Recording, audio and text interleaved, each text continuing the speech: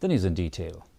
MDA spokesperson Dr. M. Amprin Lyngdoh on Tuesday said that the cabinet is waiting for the Chief Minister Conrad K. Sangma's briefing on the proposed visit to Delhi for taking up the issue relating to the resolutions for implementation of the Inner Line Permit and inclusion of Khasi and Garo languages in the 8th schedule of the Constitution of India. Regarding railways, Lyngdoh said Mendipathar railway station is bringing a lot of positives for Garo Hills. She said, looking at how Garo Hills is benefiting from the Mendipathar railway station, there is a need for a study to know if it is really a threat to the dilution of the communities in Garo Hills because of the railways. She admitted that there are divergent views of the public on this issue.